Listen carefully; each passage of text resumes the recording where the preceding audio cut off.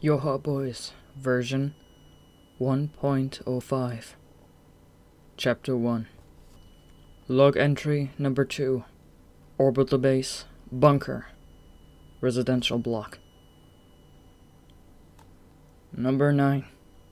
On remembering the name, I was overtaken by a strange sensation. It took me a moment to pinpoint why. It was the first time I'd ever spoken a code number out loud. I had yet to come face to face with any of my future squad mates. Engaging in unproductive personal conversation is inadvisable. I pointedly ignored the voice emanating from my wrist and returned my attention to the display screen hanging in the air before me. This time I read with purpose, in a voice several times louder than my initial mumbling. Number 9. Healer. Squad recovery. Low combat specification. Naturally, this unit wasn't expected to be handling weaponry. He was designed to provide support functions. But while he wasn't meant to get directly involved in battles, he was also the only healer in the YoRHa experimental M Squadron. If number 9 were to fall, the operational capability in the entire squad would be severely limited. Number 21. Scanner. Battlefield reconnaissance and intel inquisition. Low combat specification. As with number 9, nobody was expecting number 21 to be spearheading assaults. But unlike number 9, he'd be directly engaged in facilitating other squad members' duties. A scanner couldn't just sit around on the backlines. His specific role could vary depending on the squad's precise configuration, but it was conceivable that he'd be tasked with working alongside offensive units, right where the action was at its hottest. Number 2. The voice from my wrist had grown stern. I ignored the rebuke and continued reading aloud. Number 22. Gunner. Long-range attacks. Notable performance in rifle marksmanship. Number 6. Attacker. Close range assaults. Proficient in use of words. Boasts exemplary agility. These 4 units are hereby assigned to M002. All 4 androids were configured with male frames designed with an adolescent appearance.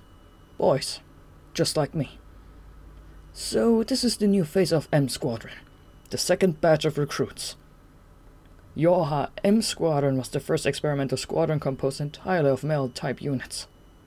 It was quite a novel thing, really, given the fact that the overwhelming majority of YoRHa-type androids were configured with adult female frames. Vocalization is unnecessary for returning the present information. Unnecessary actions waste resources and increase likelihood of delay in completing assigned duties. Proposal: cease reading aloud. The voice droned on. The pronouncements of the support system unit outfitted on my wrist were as long-winded as the device's official designation. Support System Model Delta Code 153. Tone it down a little, I muttered. The unit was meant to provide us with all manner of necessary support when we carried out operations. But I quickly discovered that sometimes it provided a level of support far beyond what was necessary. In other words, it had a tendency to nag. I'd have been hard-pressed to name anything more annoying than the constant stream of commentary emanating from my wrist. The thing was so obnoxious, in fact, that I'd recently decided to try drowning it out with the sound of my own voice, hence my reading the new squad assignments out loud. Unfortunately, this particular plan had backfired. Alert! Calibration of the number 2 unit's auditory systems is already complete. At present volume, voice communication should be within tolerable... What I meant was, shut up! But I'd already lost my train of thought. My auditory systems might have been deemed ready to go, but much of my other training and calibration was far behind schedule. I didn't need my SSU to remind me of that. Originally, I'd been scheduled for assignment to M001. I was supposed to make my descent alongside number 3 and number 4, two offensive units who, like me, were part of the first batch of recruits. As was standard for M Squadron, they both had male-type frames. However, unlike me, they had the appearance of full-grown adults. I looked down at my palms. The hands of number 3 and number 4 were probably a full size larger, and their wrists and biceps were undoubtedly much thicker than my scrawny arms. Contrary to what our physical appearances suggested, there wasn't any age difference between us. Still, my body was that of a boy's. I was shorter, and my physique more slender. Of course, differences in physical build didn't reliably correspond to differences in physical capability. The other MMO2 units had the same kind of frame as me, the same short, slender build. But as far as their test results were concerned, the second set of offensive units, number 6 and number 22, didn't display the slightest functional inferiority compared to the first. If there was any difference, I imagine it wouldn't amount to much more than the first batch units having a slightly longer reach during close combat encounters. The thought did little to console me. While number 3 and number 4 were sailing through their preparations, I was here marking time in orbit. Not really marking time, of course. That was just a figure of speech. Training, tests, and calibration. That was my life up here. And once I finished with a cycle, it was rinse and repeat. More training, more tests, more calibration. I'd heard that number 3 and number 4 got to perform their combat training as a pair. I was always on my own. Of course, I had to admit that the nature of my training didn't exactly make it the kind of thing you did with a partner. Memorizing the data in front of my face now, these details about the squad mates I'd eventually rendezvous with the surface, was one more vital step in ensuring my own operational success. Still, I couldn't help but sigh. Another page of data appeared on the screen. Number 2 Type D, huh? I muttered to myself. Defender. An experimental model built to withstand attacks, both physical and otherwise, equipped with a defense barrier that would protect against logic viruses. That was why I had a more physical strength than other models, and why I was equipped to resist viral infection. If any of my squad mates were to ask about my unusual specs, that's what I was supposed to tell them. I wondered if it would really be enough to stem their curiosity. I continued reading. Type D units position themselves on the front lines, absorbing enemy attacks amidst the fray, and are prepared to lay down their lives to keep their comrades safe. Well, that's ironic. My comrades? The other members of my squad were no more than still images on a screen. I hadn't interacted with any of them, not even once, for the moment I rolled off the production line. I'd spent days on end without anyone to talk except my SSU. I was always alone. Solitude was the definition of my life in orbit. Maybe my frustration explained why my progress was so slow. I'd fallen so far behind that it seemed like even the second set of units might overtake me. No, surely it wasn't possible that feelings as trivial as that had held me back. As I stood in contemplation, the grating voice of the SSU cut in once again. Alert! Dynamic load test to begin in 300 seconds. Proposal: proceed immediately to the testing block. Yeah. Even I had to admit that my response was a little rude. Log entry number 4. Orbital base, bunker. Firearms training area. Pistol reports echoed in the darkness. 3 discharges in rapid succession. Then another set. A total of 6 shots fired. The pings of the 3rd and the 5th shots sounded higher than the others. My guess was that they'd failed to hit their targets. Shooter number 3. 4 targets hit, came the assessor's report. 6 shots, 2 misses. Number 3's previous performance had been similar. 6 shots, 1 miss. A subtle reminder of how unsuited he was to the gunner role. Number 4, swap in. At the instructor's command, number 3 left the booth and I stepped in. We'd had 120 minutes of firearms training, followed by a 15-minute rest, and now this test. In the initial round, there were both stationary and moving targets, and luminance and reflectivity values matched the standard lighting conditions throughout the bunker, in order to establish a baseline for each unit's firearms proficiency. After that, we were asked to fire again, this time in the presence of a single, harsh light. On the surface, we could be forced to operate in blinding daylight. That is, in areas that received an intense amount of sun, like deserts or ocean shores. The second round was meant to simulate those conditions. Finally, there was a round in complete darkness. The insertion of M Squadron would take place somewhere in the Daylands, where the darkness of night didn't obtain. But that didn't mean every op was guaranteed to happen in daylight. Apparently, there were plenty of locations on the surface with minimal light conditions, places like underground passages, caves, and ancient ruins. I picked up the handgun and got into position. The display inside my visor adjusted in response to the sudden darkness. A disc-like target sprang upward from the bottom left. I aimed my gun toward the estimated endpoint of the target's trajectory and squeezed the trigger. At that precise moment, another target shot out from the top right. I rapidly calculated an endpoint for the new target and fired again. Sparing no time to confirm the hit, I lined up my sights once more, firing to a third target that had also emerged from the right almost immediately after the second. The reason behind number 3's inferior performance was starting to become clear. He had a bad habit of relaxing his attention between each executed procedure. A test like this required actions made in quick succession. It was designed that way precisely to catch a wandering mind off guard.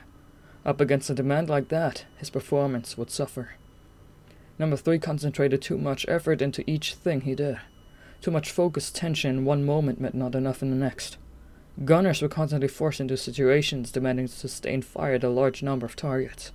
Inability to let one's focus flow from one shot to the next was a fatal flaw. The next targets came as a trio, simultaneously launched from 3 different directions. Each moved at a slightly different speed. This was another test pattern number 3 would have had trouble with. When you're processing multiple simultaneous tasks, your mind has to assign an order of priority. As long as you're operating an AI with an upper limit on processing capacity, it's something you just can't avoid. Prioritization is determined by levels of necessity. The things that have to happen, the things that should happen if the situation allows, and the things that can be safely left alone. Number 3 always tried to give every demand equal attention. If it was in front of his eyes, he couldn't leave it alone. If you spent any time with him, you'd pick him on that real fast. He was the kind who valued action over thought. Shoot first, ask questions later. I'd heard that carnivores on the surface exhibited behavior like that. The lower brain was already passing signals to all 4 limbs before the creature had a chance to think. When it came to hunting, getting the jump on prey, even by a matter of milliseconds, was the difference between dinner and an empty stomach. Shooter number 4. All targets hit. Once the assessor had made his report, I placed the handgun back down. When I exited the shooting booth, number 3 clicked his tongue in a noise of disgust. This, too, was typical. If a thought entered his mind, you'd be hearing it. He was incredibly transparent, which I guessed was a quality to be thankful for in someone I'd be operating alongside. So, you just got lucky. Big deal. Just wait until next time, number 3 grumbled. Still, everything had to be a competition with him. I could put up with a sore loser, but that wasn't the only consideration here. The real problem was that stubbornness like his had a way of clouding judgment. Didn't realize we were keeping score, I said. Aren't we on the same side? The more dead machines, the better. Excuse me? It was a shame. If he'd fixed his attitude, his marks and battle simulations would undoubtedly skyrocket. At the very least, you'd think he could quit routing every spare processing resource into motor functions. A few spared for logic would have made a world of difference. Are you saying I'm not even worth your time? He demanded. Huh? Is that it? When number 3 pressed in, it was the instructor who intervened. That's enough, you two. Sir! I immediately stood at attention, bringing my left fist up to my chest. It took a moment, but number 3 followed suit. Instructor Black wasn't just in charge of our training. He was the commanding officer for all of M Squadron. His orders were absolute. The obstructor lifted his right hand casually, signaling for us to be at ease. Number 3 and I each lowered our arms, but kept our rigid posture intact, awaiting the instructor's next words. Get some rest, he ordered. 6 hours from now, you'll both undergo final calibrations. Final calibrations? Number 3 exclaimed. Does that mean what I think it does? Even from the corner of my eye, I could see the way number 3's face lit up. Final calibrations could mean only one thing. We were done with our preliminary training at the bunker. Once final calibrations are complete, you'll head down to the surface for on-the-ground exercises. Currently, the enemy dominated the airspace of almost every region on the planet, which meant that making a descent trip was practically the same thing as dropping straight into battle. Just getting to the surface would put us in extreme danger, and here number 3 was, treating it like a dream vacation. Hell yeah! Did you hear that? We're going to the surface! I wasn't sure whether he'd failed to understand the situation, or if he did understand it and was delighted at the thought of days spent in all-out war against the machines. Maybe a little of both. In any case, the surface wasn't a place you showed up at feeling like a kid in a candy store. I wished for the umpteenth time that my companion might try diverting a few resources to his logic circuits. As usual, my wish was in vain. Oh, and one more thing, the instructor continued. You may have already caught word, but be advised that the YoRHa experimental M Squadron will consist of 7 units. The others will join once their training and calibrations are complete. So there's 7 more aside from us? Great math, I said. No, that's 7 including the 2 of us. Number 3 looked away as he muttered his response. Why's that? Sir, permission to ask a question, I said. Go ahead. Will you be accompanying us for the on-ground training, sir? That's the plan. If the instructor was traveling with us, that meant he didn't need to be around for the training and calibration for the other units. There were probably other attackers and gunners among the remaining 5, and I doubted their regiment would vary much from ours. It put all the training Number 3 and I had completed into perspective. Clearly, the real work was yet to come. On-the-ground training was probably as close to actual battle conditions as possible, including the degree of danger. Apparently, there wasn't a single place left on the surface that would be considered completely safe from enemy assault. I continued to consider the implications after I returned to my own quarters to rest. The surface. We'd be training as 2 isolated units in a hostile environment rampant with machines. Eventually, we'd move on to real combat operations. I wondered what our mission might be, once our 7-unit team was finally assembled. Number 3 probably would have laughed at me if he could hear my thoughts. God, you worry too much, he'd say. It's still so far off. What's the point of stressing about it? Not the kind of thing I wanted to hear from someone who couldn't even manage to think 3 minutes ahead. For the time being, Number 3 was the only partner I had. What was so wrong about teammates seriously evaluating each other's faults and weaknesses? Why shouldn't we try to stamp them out? A single major shortcoming would cancel out any significant strength we might possess. Conversely, if we eliminated all our mere shortcomings, we'd manage to survive, even in the absence of particular strength. That was the end point of the target. That was what we needed to be aiming for. What could I do to make sure it happened? I thought and thought and thought some more. Log entry, Number 9. Orbital base, bunker, server administration room. Glad to make your acquaintance, Number 9. Course, I guess an introduction's pretty long overdue. Number 22 gave me a sheepish grin as he said it. Next to him stood Number 21, who wore a faint smile. We'd occasionally encountered each other before in the trading area. Several times, in fact. We'd even had a few brief conversations. Number 21 was a scanner, and Number 22 was an attacker. Though their specialties differed, the 2 always seemed to do everything together. Probably because they were designed as twin models. Hold up. I'm glad you've all met, but I don't know these 2 yet. Whoops, you're right. Sorry, Number 6. I'd been part of a battle simulation with Number 6, another attacker, once before. It involved a scenario in which he had been wounded, and as the healer, I had to provide emergency aid. So for me, all 3 of the other units present were familiar to some degree. But it seemed today was Number 6's first encounter with the twins. Presently, Number 6, Number 21, Number 22, and I were undergoing our final checks and calibrations in the server administration room. It was also an unofficial chance for us to meet and interact before the formal establishment of M002. As to why this wasn't an official introduction, that was because at present, the leader of the YoRHa experimental M Squadron wasn't aboard the bunker. He'd gone on ahead to the surface with M001. So we M002 units wouldn't officially be a part of M Squadron until we descended and received our commanding officer's approval. That said, here we were, talking to each other and introducing ourselves. It might not have been official, but in a way, we already felt like part of a team.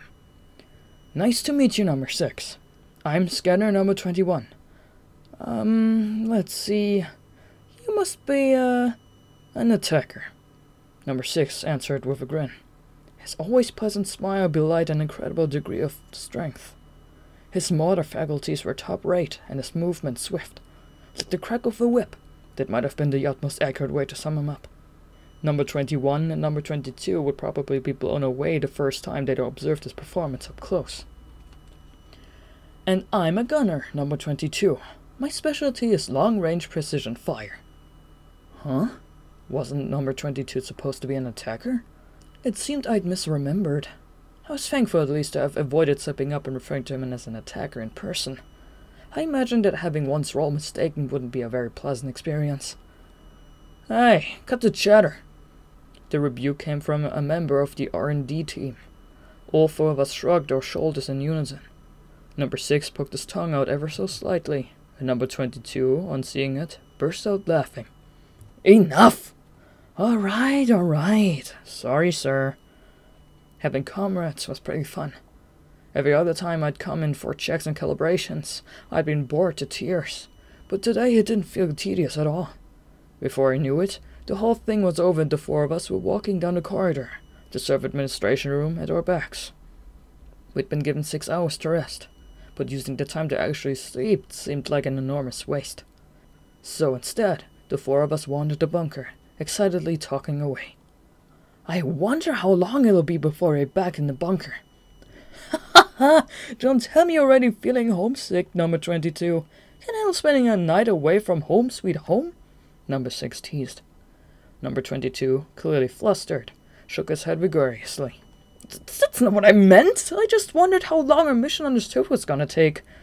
Speaking of which, I hadn't heard a word about our mission, either. And if number 22 didn't know what we were going to be doing, that meant number 21 was probably in the dark too. Number 6, I began. Have you heard anything? Not a word. Probably hasn't been decided yet.